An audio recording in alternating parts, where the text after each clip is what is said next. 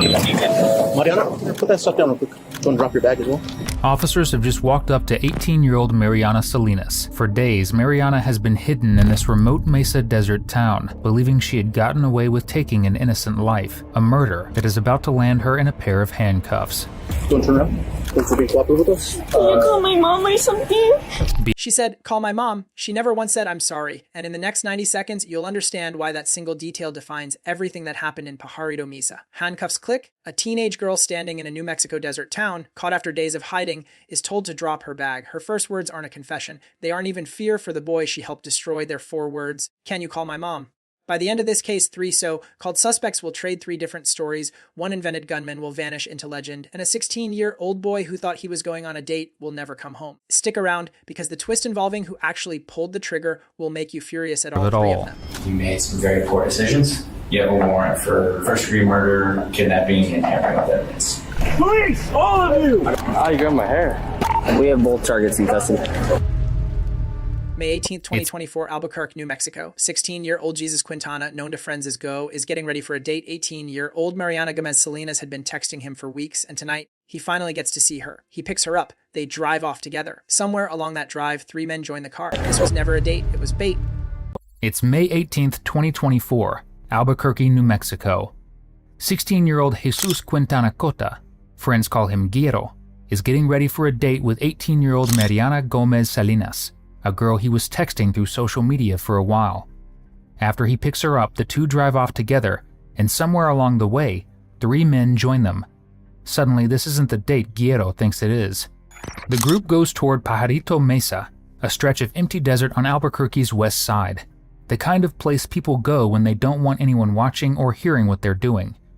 The next day, a couple driving through the same mesa spots something in the dirt. As they find out what it is, they immediately call 911, and a few minutes later, deputies are on the toward Paharito Mesa, an empty stretch of desert on Albuquerque's west side, the kind of place people go when they don't want anyone watching or listening. The next day, a couple driving past the mesa spots something in the dirt. They call 911. You guys called real quick? Okay. Well, I'll come talk to you guys in a second, okay? I just gotta go over here real quick. And you guys said you were just driving by and you saw it? Okay. And then what time was this? Just 5 to 10 minutes ago, or? It was like maybe 30 minutes ago. 30 minutes ago? Yeah. Okay. I don't want to keep you guys up here for detectives if obviously you guys didn't see anything happen. You guys just drove past and just noticed a male laying here. So he did pass away? Yeah, he's been deceased for a while. I'm very surprised that you guys even saw someone up here, because when we get calls up here, we only go up to like a certain point up over there, because every time we do come up here, there is people always like shooting guns, doing stuff. Obviously, deputies arrive to find a body that's been out in the heat for at least a day, a gunshot wound near the eye. They could have been partying, like drunk, and got into a fight with him, and then someone just pulls out a gun and shoots him. That's what I'm saying, and everyone just scatters. Yeah. Like how that normally happens. Yeah. Just cruising in the car, and they happen to get into a fight, like in the car or something. Yeah. There's his eye. I brought him out here executed. With how hot it's been, I don't know. I wouldn't say more than a day. Next, a card nearby with the name Jesus Quintana. The responding officers, still working the scene, speculate out loud that it looks like a fight gone wrong, a drunken argument, a group that scattered. They have no idea yet how calculated this actually was. The next morning, Gu's family reports him missing. The description matches. 8 days pass, and then Mariana does something almost unbelievable. She walks up to the grieving family herself and tells them she dropped Gu off at a trailer park after an argument. That's her story, clean, simple, deniable. For a moment, detectives treat her as a witness, nothing more. But investigators don't stop at her word. They go back to the gas station near where she claims she left him. They run a grid search, and in the dirt, they find his phone, with a bullet hole through it. Read that again, a phone. Shot. If Go really walked away from that trailer park alive, why does his phone look like it took a bullet meant for a person? That single piece of evidence flips the entire case. Mariana stops being a witness. She becomes the prime suspect. On May 27th, detectives secure a warrant for her arrest, first-degree murder, kidnapping, tampering with evidence. And this is where we catch back up to that arrest you saw at the top. Mariana, put that stuff down real quick. And if you love watching killers like her cry for mommy, subscribe so we can keep bringing you more. Just keep hands up. If she starts running, go that way. Yeah, bro. The female's not moving. Hold on. Okay. Stop. That's her. Mariana, right there, put that stuff down real quick. Go and drop your bag as well. Yeah. Go and turn around. Are you guys gonna grab I this? drop your bag as well. She complies. She's told not to turn around. And as officers walk her to the vehicle, her mind isn't on the 16-year-old boy she helped lure into the desert. It's on logistics. What do I do with my truck? Can you call my mom or something? Not, is this a mistake? Not, I didn't mean for this to happen. Just damage control for a parked truck. What do I do with my truck? Can you call my mom or something? It's legally parked unless they tow it. Yeah, so what we're gonna do is we're gonna leave it here and they're gonna probably tow it out here. I can call your mom if you want. If your mom like working right now? No, she's not. Okay. She's at the house. So since you've been cooperative with us and everything else, I'll call him, and if your mom's able to come get it, then she can. Does she have a right to get here? She should. Okay. But my stuff too. Yeah. Here's the part that should make your skin crawl. Once Mariana realizes detectives found the phone, she doesn't crack under pressure. She pivots fast. She hands police two names, Dominic Marquez, 17, and Daniel Medrano, 18, and claims they forced her to drive goo into the desert as revenge for a fight the three boys had before. Forced her. The same girl who willingly walked up to a grieving family with a fabricated alibi is now asking you to believe she was a hostage the entire time. Don't get fooled with her deer caught in headlights acting, because Mariana knows exactly where she's standing in this case. Right after the police found Guerrero's phone, Mariana decided to reveal something major. She knew who killed Guerrero, but she insists none of it was her fault. Mariana gave two names to blame, 17-year-old Dominic Marquez and 18-year-old Daniel Medrano. According to her, they forced her to drive Guerrero out into the desert in the first place. The reason? A revenge for a fight the three boys had had not long before. After Detectives hearing aren't buying it, and neither should you. So they bring her back in. Hello, Mariana. Surprised to see me again. You broke my thermostat? That's not very nice. It's a strange, almost casual exchange, until the detective lays it out cold. You have a warrant for first-degree murder, kidnapping, robbery, conspiracy, and tampering. She asks him to explain the charges like she's asking for about one a more parking interview. ticket. Hello, Mariana. Surprised to see me again? Not really. You broke my thermostat. No, you didn't. That's not very nice. I didn't break it, just fell off. I'm sure it did. It looks like it has a camera in there. It doesn't. See, so why are you breaking my stuff? I didn't mean to. Well, that's not very nice of It's you. cold in here. It is cold in here, and it doesn't work. So obviously they told you. Did they tell you what's going on and why they brought you down here? Okay. All right. So you are under arrest. Okay.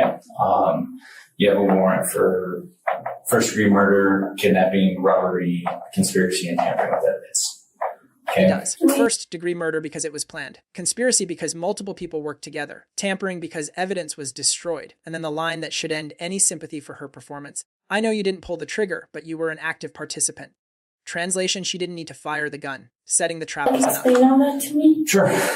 So first-degree murder because it was planned out. You guys talked about it, blah, blah, blah, all the whole 9 yards. And you were to some degree, a direct participant in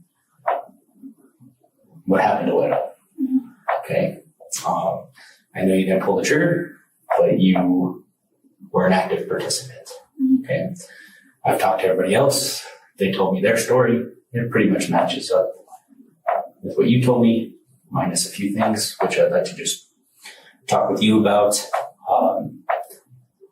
You guys were talking about taking money and laughing Detectives about it. reveal they already know about a detail Mariana conveniently left out. Text messages show the group discussing splitting money afterward, laughing about it. Her response: I never agreed on that. 2. Not, we never talked about that. Just a technicality. She's not denying the plan existed. She's denying her signature on it. Now let's talk about Dominic Marquez, 17 years old and smart enough or coached enough to know exactly what to do the second police sat him down. His mother didn't hesitate. We'll get a lawyer. No admissions, no explanations, just silence, backed by someone who understood the system better than her son ever will. It's the one genuinely defensible decision anyone makes in this entire case.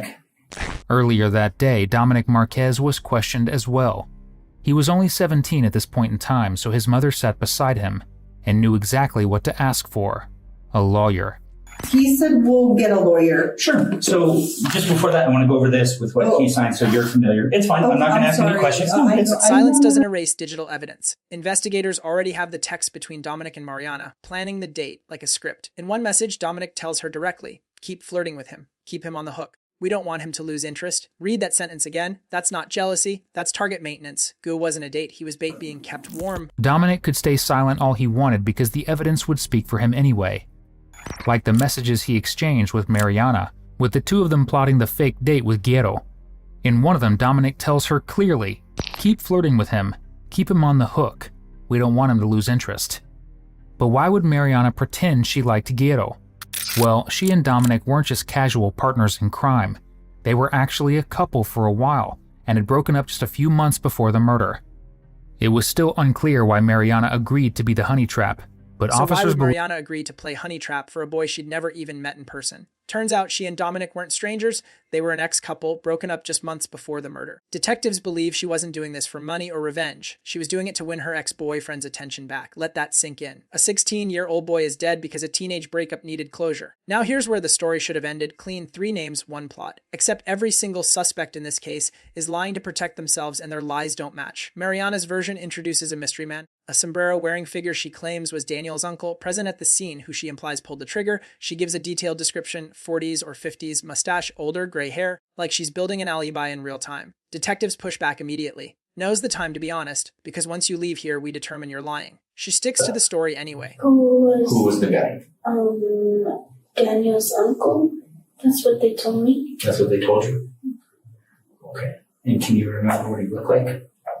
You could tell he's like Mexican. I think he had like a mustache.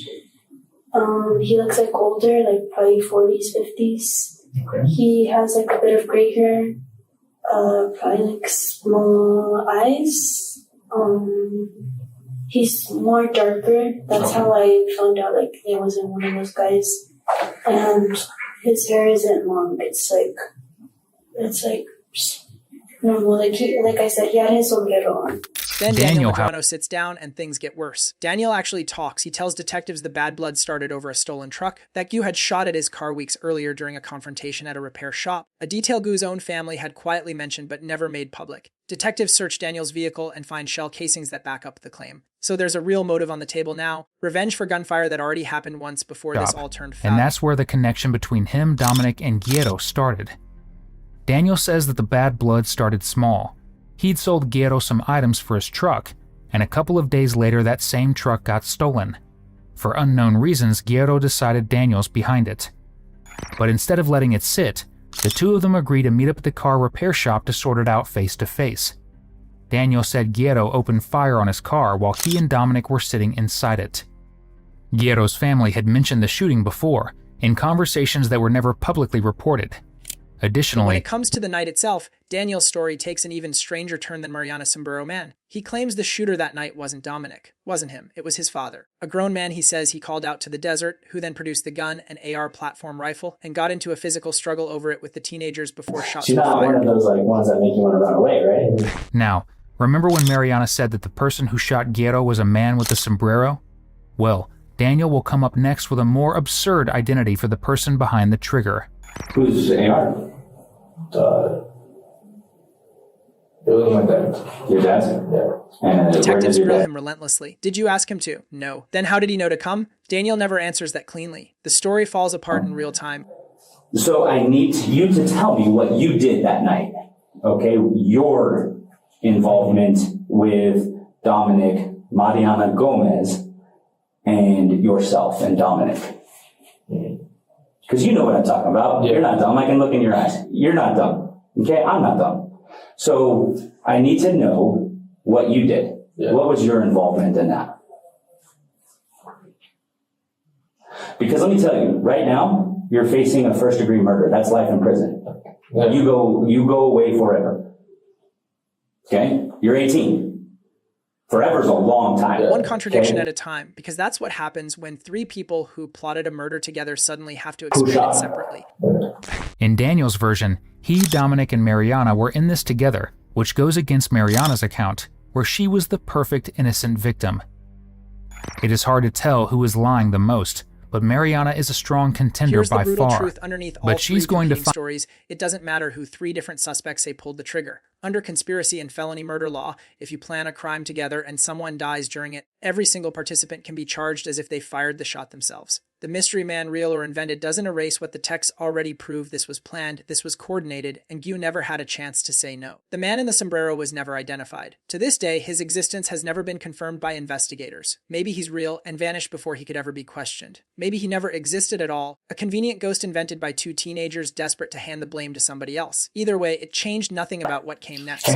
The man with the sombrero was never found, and to this day, his real identity has never been confirmed. In the end, all three suspects were taken to jail. Dominic Marquez pled guilty and was sentenced to 22 years in jail for multiple charges, including first-degree murder, conspiracy to commit first-degree murder, armed robbery with a firearm enhancement, and aggravated assault with a deadly weapon. Daniel pled no contest, but ended up with the same sentence as Dominic. And Mariana, although the jury taken into custody. Dominic Marquez pleaded guilty and was sentenced to 22 years, first-degree murder, conspiracy, armed robbery with a firearm enhancement, and aggravated assault with a deadly weapon. Daniel Medrano pleaded no contest and received the identical sentence, 22 years, and Mariana Gomez Salenas, the girl who asked officers to call her mother instead of asking for forgiveness, was not convicted of murder itself. But conspiracy, kidnapping, and tampering with evidence were enough on their own. 19 years before she was walked into that patrol car, a detective told her something that stuck with everyone who's covered this case. The only reason you told me was because they wouldn't talk to you. A guy's attention worth this. That's the whole tragedy in one sentence. Not jealousy. Not money. A phone left in the dirt with a bullet through it, all because one 18-year-old couldn't let an ex-boyfriend go. 3 teenagers, 3 different versions of the truth. One 16-year-old boy who believed he was picking up a girl for a date, and instead drove himself into an ambush he never saw coming. The lesson here isn't complicated. Silence protects you in an interrogation room. It never protects you from what you already did in the desert. So here's my question for you. Out of the 3 of them, who do you think is lying the most, Mariana, Dominic, or Daniel? Drop your answer in the comments. I want to see the debate. And if this case had you as hooked as it had me, subscribe, because we cover cases just like this every single week.